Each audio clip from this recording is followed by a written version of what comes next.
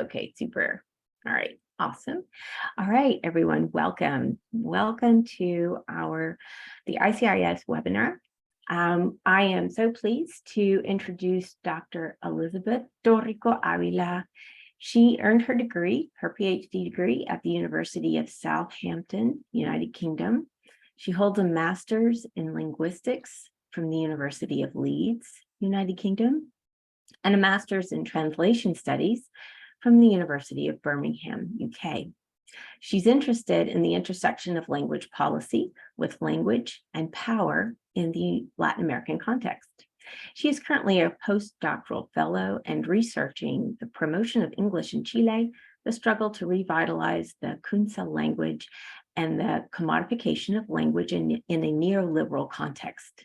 She's the director of the Lenguas Radicales Journal and has been awarded grants from the British Council, Becas Chile, CONUCYT, UNESCO, UNTREF, ANID, Fondesit, IDEA, and FONDEF, among others.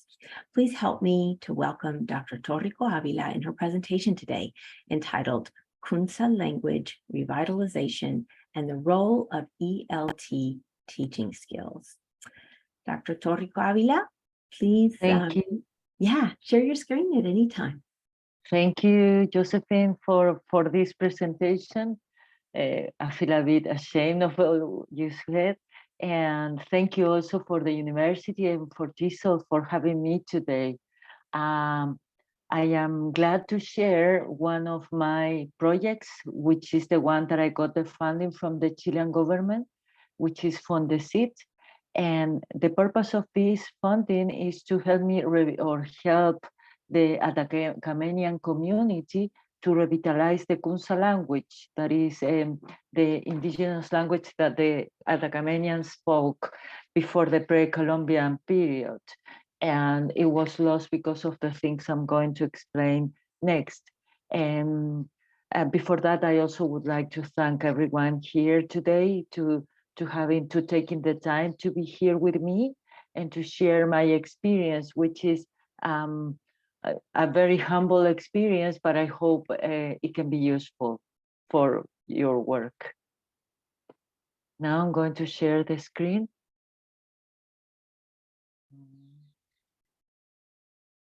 Please let me know if it's okay.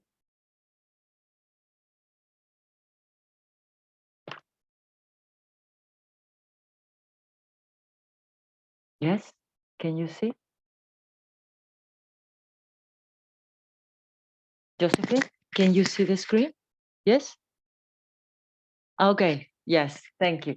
So I have named this presentation as the Ckunza language revitalization and the role of English language teaching or English teaching skills. And why the name? The reason of the name is basically because I am originally an English teacher. I was trained as an English teacher 20 years, 25 years ago. I went to university to become a teacher for secondary school students, and those were my resources to teach, and those were the resources I employed to revitalize the language when it was the turn to help the Atacamenians to revive their language. So I have divided the presentation into 5 or 4 stages mainly. I'm going to explain the context of this indigenous language, which is now considered extinct, the state of the Ckunza language, and the revitalization activities that the community has carried out. And I'm going to explain the tension between the Atacamenian community and the government, the Ministry of Education, because it hasn't been a very easy task to endeavor. It has taken a lot of political issues behind.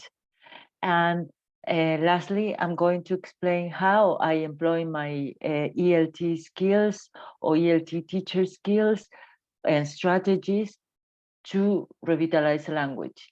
This is a very interesting topic, and I can understand that this is somehow very confusing because the the English language can be considered an imperialistic language because of a lot of political tensions in many countries, like the imposition of a foreign language into a colony or a community, right? And I'm using this same foreign language to revitalize an indigenous language. So I am also going to expand on that and the reasons for that. And if you have any questions throughout the presentation and you want to start a dialogue and talk about this openly and freely instead of waiting for the whole presentation, please do so. My intention is just to have a relaxed, simple conversation in which I share my experience rather than lecture anybody here. So there I go. I want to first give you a context of what's going on here, because probably most of you have never heard of the Atacamenians before, or the Ckunza language, right? Because Chile is in the south of South America. It's at the corner between the mountain range and the ocean. So we are the last country border with the border of the Antarctica, right? So we are quite far behind everything. And in that context, there is like a place in the northern of Chile where the country limits with Bolivia from the north, and to the side we have a border with Argentina. So there is a corner where the three communities, Chilean, Bolivian, and Argentinian meet.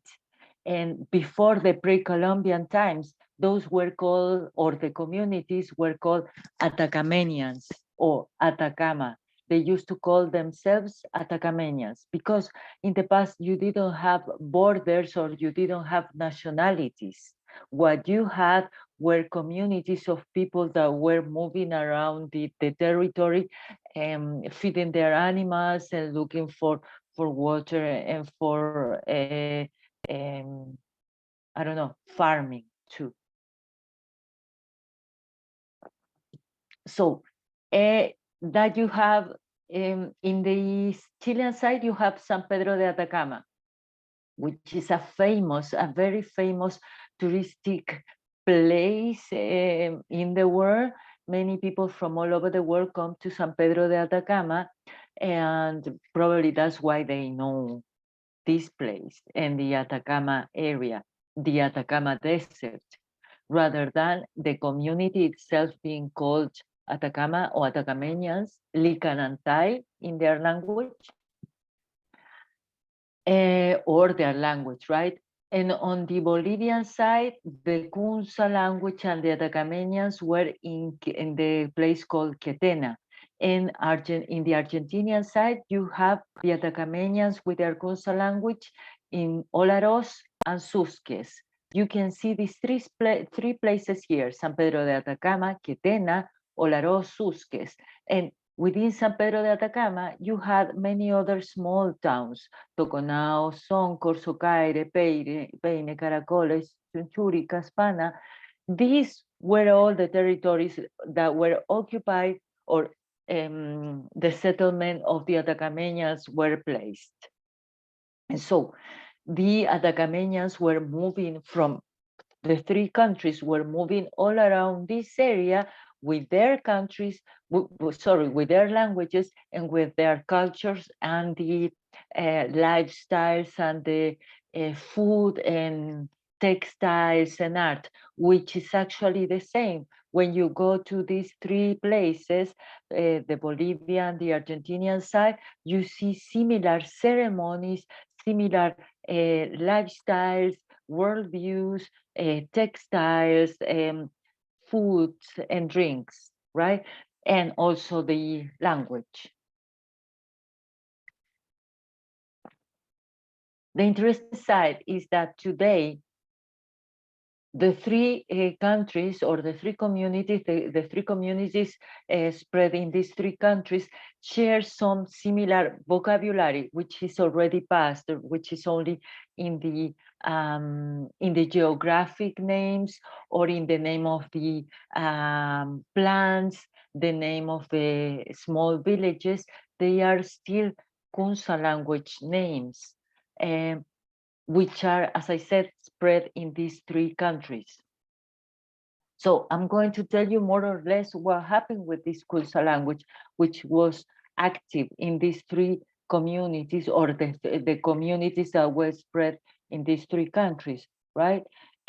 Before they were displaced, or the language change, language shift happened to take place. So before we have an author, Fernandez, 2010, that let us know what happened with the Ckunza language in the northern side of Chile. Shall I say that this stage that the most research that has been done on this language has been on the Chilean side. There has just started to carry out or develop research on the Argentinian and Bolivian side. There is not much done, and there are not many samples of the Ckunza language in these two territories anymore. Whatever is left, like in a big amount, is on the Chilean side, as I'm going to let you know in a while. So this author, Fernandez, told us that the stage or the lives of the languages in the north of Chile could be divided into five stages. He calls it pre-Columbian conquest, the Spanish conquest, the Spanish colonialism. After you had the Republic of Chile, obviously, when they become independent from the crown, the Spanish crown, and then the modern times. So in the pre-Columbian period, you had Ckunza and Cagán in the north of Chile. And the north of Chile started from the second regions, from the region of Antofagasta onwards. And Cagán in the third region, that would be Copiapó and La Serena. So the first language in the Chilean territory would be Ckunza, and in the following areas, Cagán language. From the Cagán language, you have no samples at all. Whatever we have today from that language, it's been rescued or researched by the Argentinian side and the Argentinian researchers. From the Ckunza is what we have today. So what happens is that during the pre-Columbian times, the Tiahuanaco and the Inca empires, both from the Peruvian side, go down the geographic area, travel down south to the Chilean lands, and they travel with their cultures and with their language, and they bring together the Aymara language from the Tiahuanaco and the Quechua language from the Incas. And these two languages live or share the space without much conflict. There was no imposition of a language. In fact, they could communicate, and there are samples of language contact. In the dictionaries, you can find some samples, some traces of the Ckunza and Quechua language that permeated to the Ckunza language. And in fact, the other way around too. And so these two languages, these two empires settled down in the north of Chile.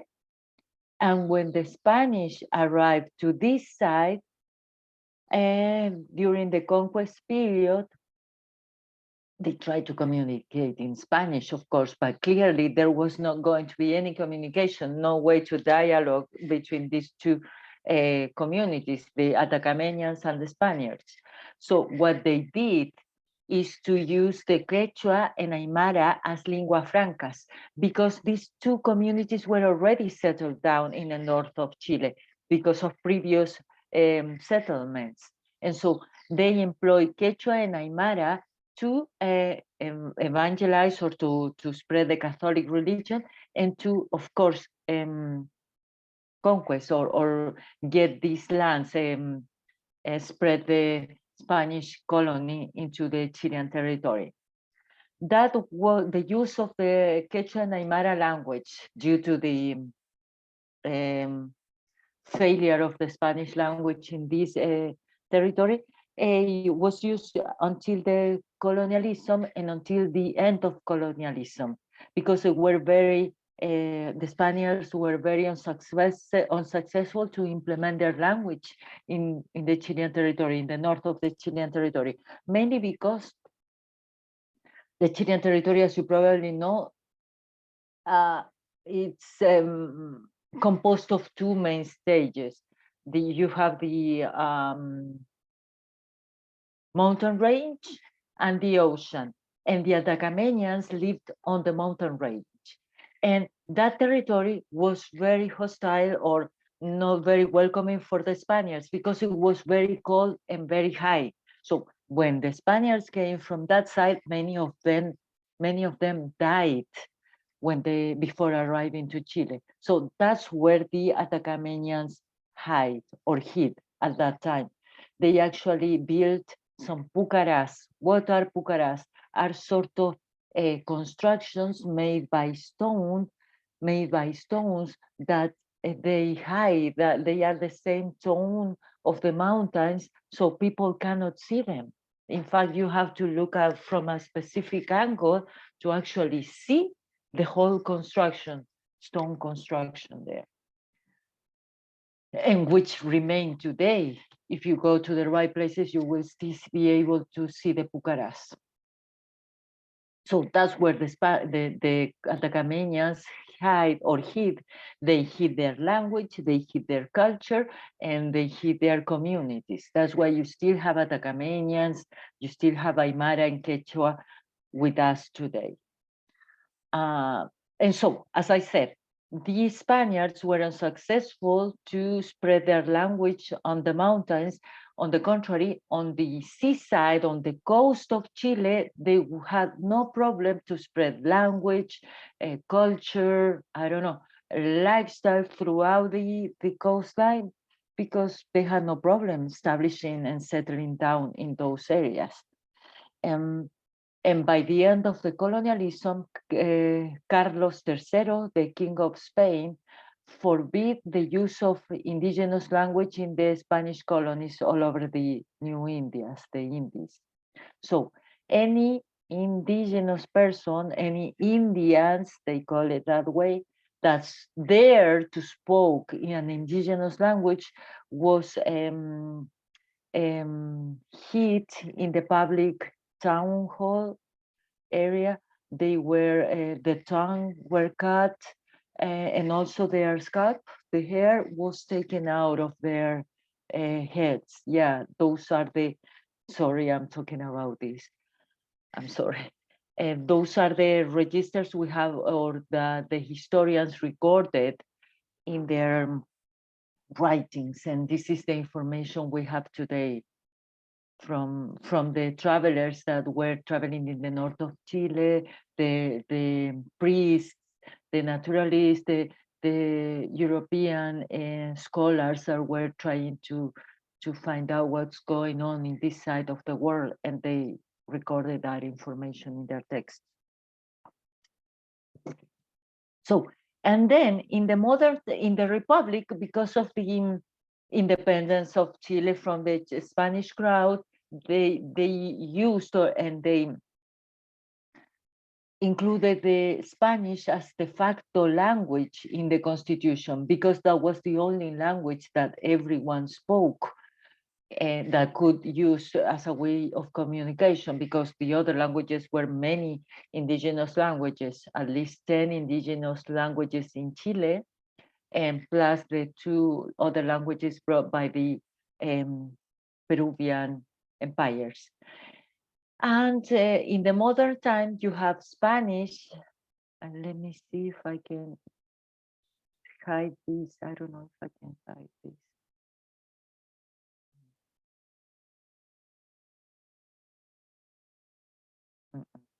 So at the end of below Spanish, you have two languages there. You have English and Ckunza language again, or yeah, English, because in the modern time, there is a language policy implemented in Chile in 2003 and 4, which aimed, because that was the aim of the government, to turn the country into Spanish-English bilingual by 2010. You know, as linguists, that is impossible because it takes one generation at least to turn a country into a bilingual one, with all the efforts and having the possibility of actually speaking the language or having access to the other language on a daily basis, which is not the case of Chile. We only have 2 hours of English in the curriculum, from primary school to secondary school, some from kindergarten onwards. But even in that case, it's impossible to turn a country into a bilingual, Spanish, English bilingual in such a short time. And also having in mind that you have many indigenous communities that still speak their languages.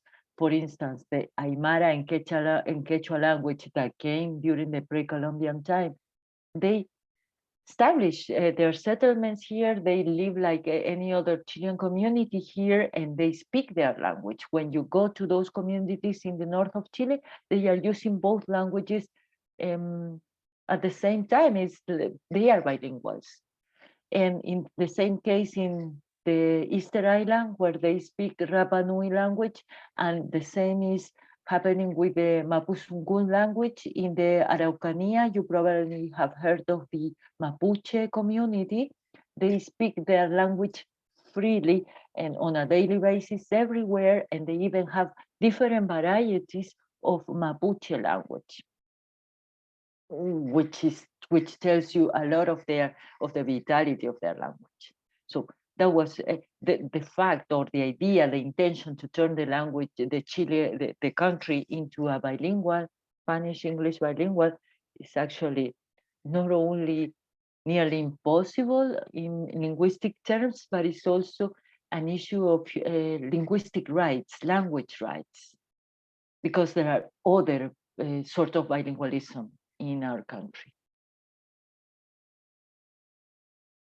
I am trying to there. So what I am going to go very quickly over here. This, if we have Ckunza language today, is because of these researchers, these scholars, these naturalists, these European travelers were visiting the country, and they were taking notes of what they saw while they were traveling here: birds, nature, geography, kind of people, community, languages, textiles, arts, ways of, I don't know, worldviews.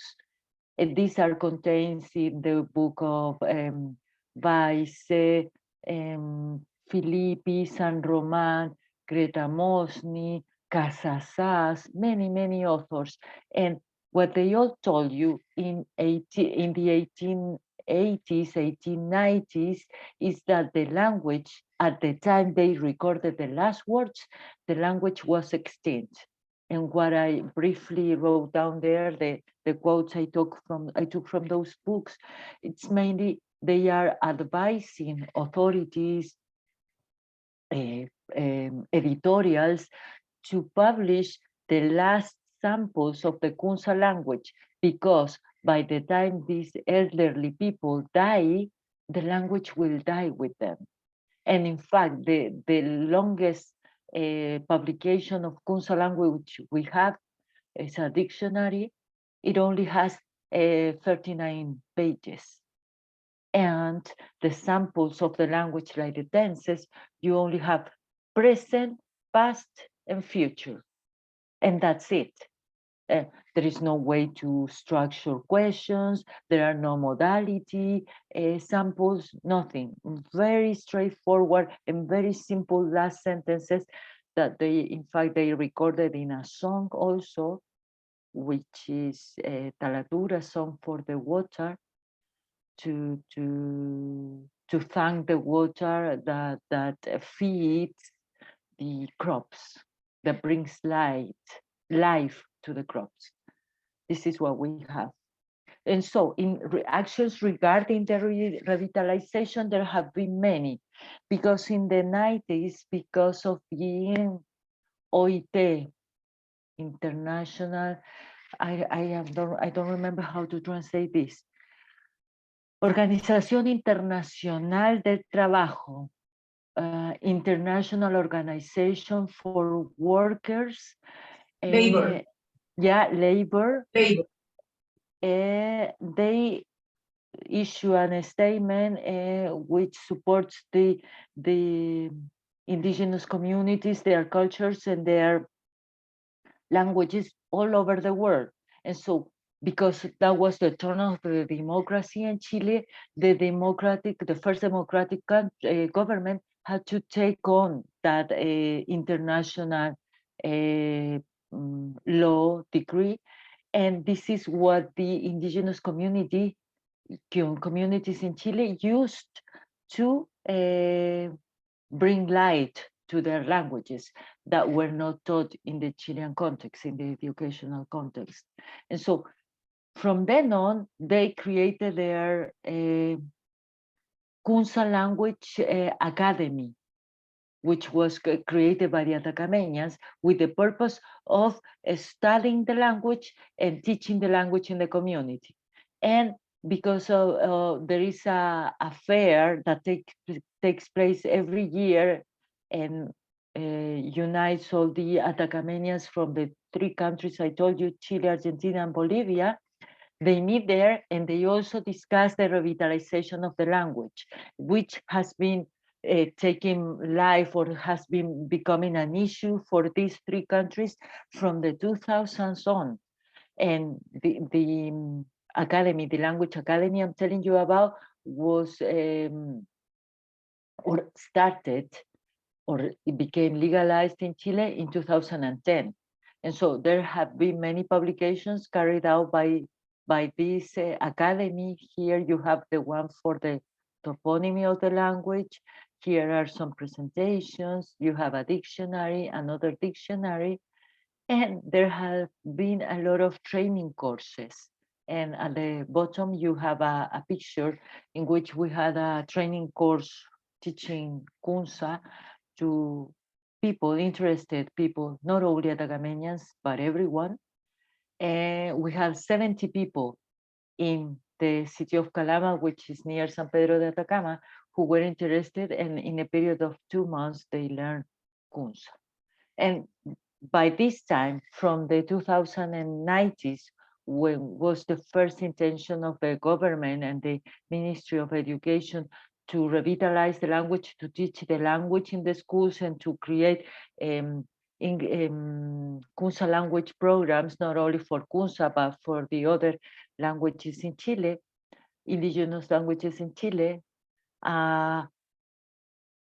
There were many stages. Like in the 90s, the Ministry of Education started with a program. In the 2000s, the language started to be taught in the schools, but only 4 languages out of the 10 indigenous languages in Chile.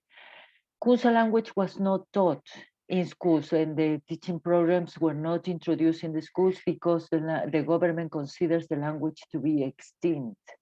And from then on, there was a tension between the Atacameñans and the government, because the government said the language is extinct, the Atacameñans said the language is asleep or is sleeping. And so the Atacameñans went to the Congress, they started a indigenous political fight with the government. And what they did was to create or to start a bottom-up language policy. If the government is not going to teach the language, the community did.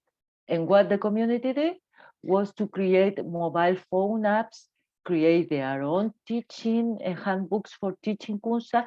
They started to teach the Ckunza not only in schools, but also in the community without the having the complete authorization of the government. They did that, like informing, I'm going to do that, even though you said I am not allowed to do that. And so the government had to actually give the authorization because they couldn't stop it, and try to work together with the community. Okay, you can do that, but you have to meet the following standards. So this is what the Atacameñans have been doing, trying to meet the government standards. However, they have been imposing their language in the community. So they have done training courses, they have opened up social network pages like Facebook, Instagram, and many more. They have created textbooks that they have used or employed for the schools. They include the language even more in their traditional ceremonies. They are speaking the language the way they think they can speak it.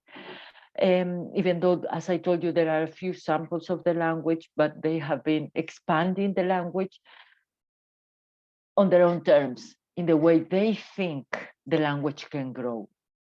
And they have created or they have published books they have done, and they have done their own research, ancient or intercultural language research.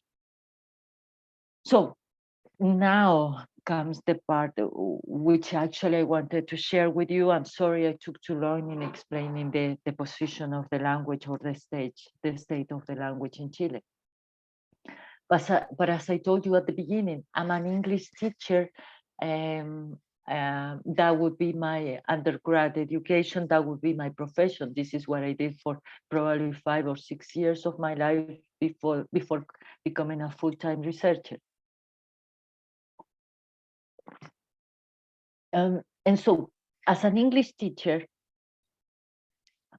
I went to do a PhD in UK in 2011, and my PhD was focused on trying to understand and explain why we had this English language policy in Chile I told you about. We had to become bilinguals, which made no sense to me. And in the process of doing that, I had to explore the linguistic landscape in Chile. And I realized that there was an indigenous language 2 hours from the place I live in Chile, San Pedro de Atacama. I live in Calama. And so when I went to visit my parents for a Christmas celebration, there was a course, like a workshop about the Ckunza language to sensibilizar. I don't know the word in Spanish, in English, I don't remember it, like trying to Sensitivize, something like that. It's like to make people aware, and awareness. Yeah, that would be the word. Awareness of the Ckunza language stage and the conflict with the government, right? That was the purpose of the workshop. So as I was there celebrating Christmas with my family, I went to that workshop, and I realized that that was part of my research too, the impact of the English language displacing the indigenous language in Chile, because it was a prestigious language against a marked language, right? You know the theory.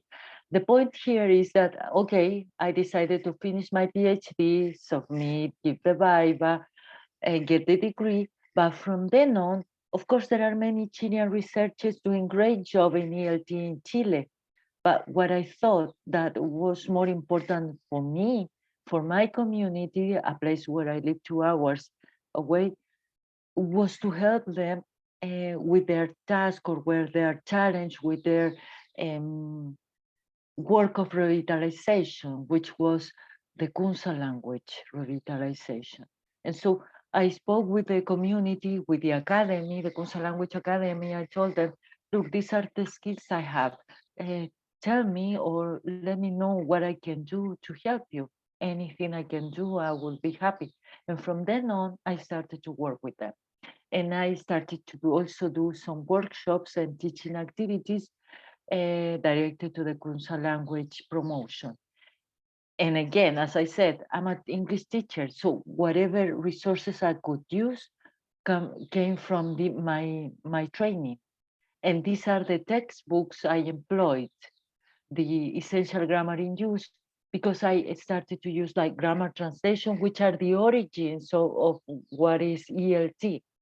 In the theory, you started that way. Of course, there are many communicative and more interactive task-based theories today in strategies to teach English today. However, I had to start somewhere, and I couldn't do task-based teaching at that stage when you had no knowledge, not even of words. So I had to start teaching vocabulary, Spanish, English vocabulary. How do you say cat in Ckunza? Cat.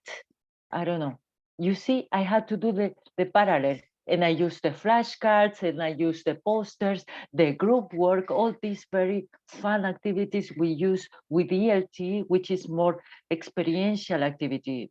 English is a fun lesson to teach because it's about living the language. And this is what I try to do with Ckunza, employ all these fun activities you do in English with Ckunza. But I started from zero. Vocabulary, word order, sentence structure, and stuff like that I'm going to show you. So from the vocabulary, I went to number.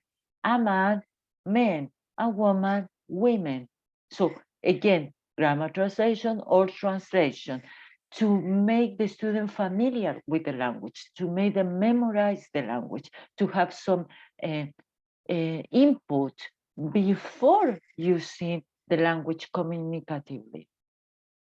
And then word order. So you had the words on their own, you learned them by heart. Now we try to find out how we place them together. And I use all these authors because I took the samples of the language from the previous researchers I told you that visited the country and gave me the few samples of the Ckunza language. And I tried to do something with that. And then again, English, how I learn English, how I teach English. You start from to be, and which in English is to be and to have, but in Spanish you divide it. One thing is for to be, and the other one is to have. And in Ckunza language happened the same thing. So I look for these samples of the language to keep moving forward from vocabulary, word order, to be, to have. Grammar translation, Ckunza Spanish. And then word order of a sentence. In Spanish and in English, we have SVO language, subject of verb object. And the positive side in English is that you use the same verb for all the persons. You only add an S, right? Spanish language is more complex with that. You inflect the verb for every single person. But the Ckunza language gave us a break here because works the same as English. Look, I was having all these linguistic debates in my brain because I realized Ckunza is not as complex as Spanish. It is actually simpler because it works like Spanish when you inflect verb. You keep the verb in the same form for every single person. And so you have the verbs that have the tur suffix, T-U-R. That's how you realize you have a verb in Ckunza. It ends in T-U-R. But the authors told us or gave us the suffix for the present tense, ma, M-A. And all the persons inflected the verb in that way. So these are the things that I was teaching to these people. So I was telling them, this is very simple. You just change the word order and you just inflect the same way the verb for every person. So, si la cota,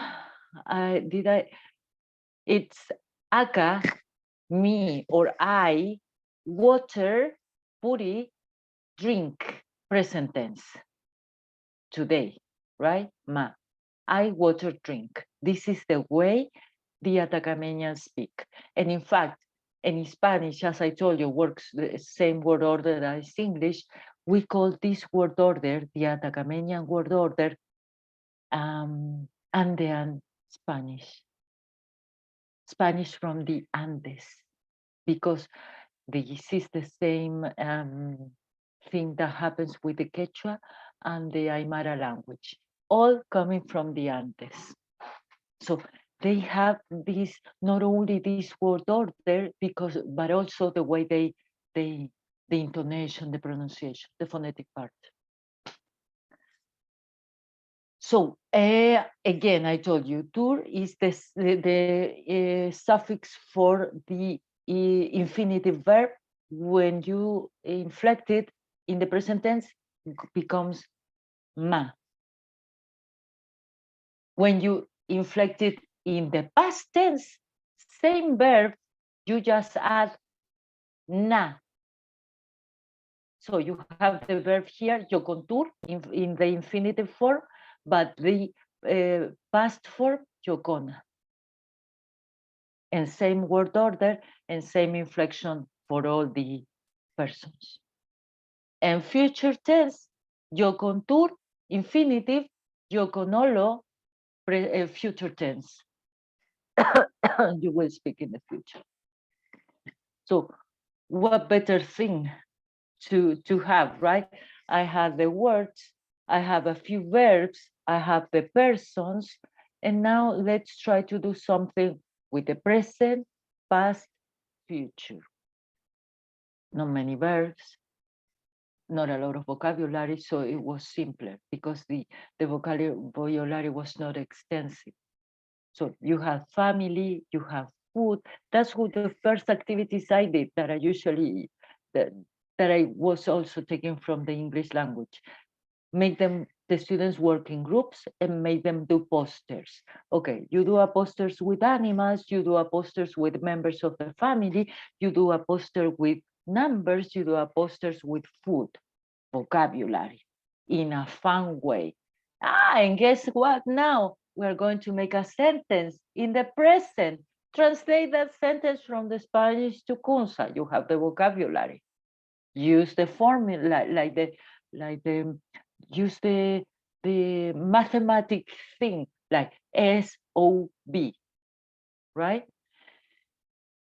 With the words I give you. Look at the posters, go pick your words. And then you have the word in Ckunza. Now you turn it in present tense. Now you turn it in past tense. Now you turn it in future tense. And guess what? We have the word for negation or to say no. Here you have it, house. You can employ it with present, past, and future. Say no to all your sentences. Now say no. And that was what I did, like the translation. The first activity, I gave them these 5 sentences in Ckunza. This is actual Ckunza language taken from the samples I gave you that were collected by the travelers in the 1800s in the north of Chile. So what I asked them, the students, to work in groups is to translate that to Spanish, and then to write it in the present tense, then to write it in the past tense, then write it in the future tense. Just to memorize and just to use the language and to get the structure.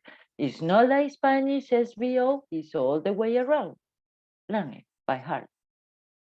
And after I did all that, and after I already taught them to be and to have, I gave them a sentence, a paragraph in Spanish, and told them, turn it into English. But all the words it had, this small paragraph in Spanish, they were already taught in Ckunza. So I am Alexis Sanchez, the football player. I am Chilean. And these words, of course, you have to take it from the native language, the Spanish language. I am 35 years old. They already had numbers. I am a football player. Football player was going to be in Spanish. I lived in Tocopilla. Tocopilla, in fact, is a place and it's in Ckunza language. I work in England. I don't work in Chile. I have 2 dogs. You have the word dogs in Ckunza. I cook for my dogs. You have the word cook because that was a basic activity for any community and any language. I will travel to Chile tomorrow because we were actually lucky to have the adverb of time in Ckunza. I will eat with my mother, member of the family, and I will not dance with the girlfriend he had at the time.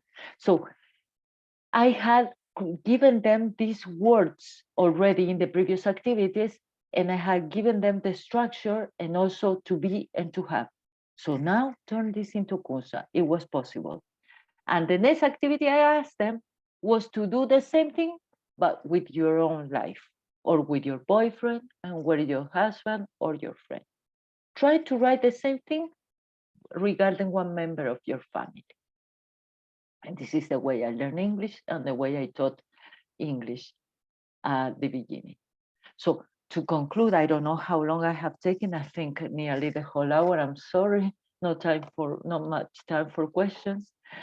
Mainly language policies are not innocent at all. They have a purpose. They have a purpose of the hegemony of the society. They want to turn everyone the same shape. Chileans have to be bilingual English Spanish, or Chileans have to speak Spanish only. Chileans, yeah. But it turns out that the communities ask for their own independence in cultural terms, in linguistic terms. And it was because of the Atacamenians forced the teaching of their language that the government had to accept this requirement. Otherwise, they would have not taught the language at all. Language shift and language maintenance, I explain why the language policies, the language policies are non-innocent, and that this is the impact that these languages policies have on communities. They can erase cultures and language very easily. Migrations also carry their own languages and cultures with them. Economic factors, there was a reason why the Chilean government wanted to turn Chile into Spanish-English bilingual. It was because of in the 2000s, the globalization ideology was all over the world. Globalization, economic, cultural, I don't know, linguistic globalization, education, everything was about globalization. If Chile wanted to be part of this global new ways, they had to speak English. The community, the whole country, or the whole citizens had to speak English. That's why they were promoting that language policy. And the language, the Ckunza language was extinct. The language carried with it the culture, the identity, the lifestyle, what would be the mindset, the worldview of the Atacamenians, because it was still present in the toponymy of the language, in the geography, in the plants, in the animals, in the name of the towns, and also in their ceremonies, in their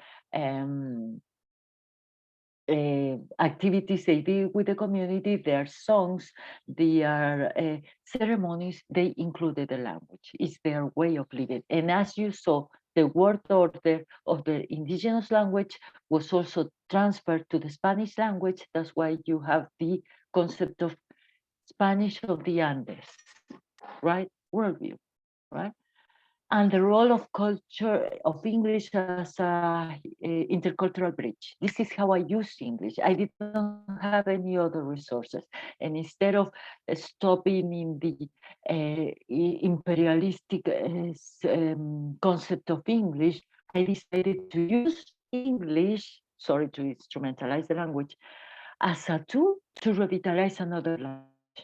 I'm sorry about that. But in fact, those were the only resources I had as a teacher to do something with a language that needed rescue desperately. And I really hope that my presentation was useful for everyone. I wish I could have expanded more on the intercultural aspect and in the importance of English more as a bridge of cultures rather than an imperialistic element and all the ideology behind it. And thank you very much to listen to my whole presentation for 1 hour. Oh my goodness, thank you so much. This was amazing. It was so informative. I know I learned so much. I'm wondering, in the few minutes that we have remaining, does anyone have any questions? Or would you like, there were a couple of comments in the chat, I know, but while I check the chat, if anyone has questions. I'm going to leave my email here if anyone wants to contact me. Thank you. Elizabeth, may I know that we don't have much time, but Yes. just a wonderful and such a fascinating a presentation. So getting back to the methods, and I'm wondering about your personal journey learning this language. What were some of the methods that you used to self-teach? The same way I learn English, that's how I self-taught myself Ckunza. Believe it or not, I needed words, so I started to look for the words. I started to look for the translation, and I started to work with the word order to see how they put the sentences together. And also, I have been very careful with the, because you have to give meaning and intention to language. It's not just translation. I have been very careful about expanding sentences and explaining things or writing down things in Ckunza because the Atacamenians are very serious and very careful with their language. They consider language their property, and I am not considered an Atacamenian for them, even though I was born in the Atacamenian territory. So they are only, they respect the people that expand the language, but that belong to their community. If I decide to expand the language whatever way I want, create new words out of Ckunza, they will be very suspicious about my work. So I don't want to have a conflictive relationship with them. I want to work with them. So if they expand the words the way they think is proper, I help them with that, but I don't do that myself. Mm-hmm. Oh, interesting. I have a question. What role does pronunciation play? Of or recordings of Ckunza language available to us. There was a researcher in 1954, Greta Mosny, a German researcher who was living in Chile, recorded some ceremonial songs, Talatur, the Song of the Water. But those recordings in 1954, so imagine it was made by tape, very old and ancient ways of recording sound. They were taken to the United States. So we don't know how those songs sound today. So, and also the sentences that were written by the visitors of the north of Chile at the time were from Germany, from Belgium, from France, and from Spain. So the way they wrote down Ckunza is mixed or it merged with their native language. So you have many ways of writing Ckunza. Some have accents the French way, different type of accents, and some others write it having in mind the German language. And that's why we have a pronunciation like we read Ckunza language with 5 Spanish vowels. Spanish have only 5 vowels, a, e, I, o, u. That's why when you hear Spanish people speaking English, you hear only 5 vowels, as you can hear me, because I don't have natively 11 vowels in my mind to articulate them. So same thing happens with the pronunciation of Ckunza language. You only articulate 5 Ckunza vowels, but we don't know whether that is the case. In fact, there is research from the phonetic perspective of the Ckunza language that they have 10 vowels, 2 A's, 2 E's, 2 O's, 2 U's. But that's only theory. How do we make it happen in phonetic in everyday life? How do I say at Tacameñan, hey, that one is a long A and that one is a short A. So make sure you pronounce both very well. I cannot do that. You cannot tell me, Elizabeth, you need to use 11 vowels. Impossible. My brain wouldn't register that. I mean, I can understand it theoretically, but my brain and my articulatory organs work different ways. Okay, I think I have answered that question the best I can. Thank you. Does anyone else have any other questions?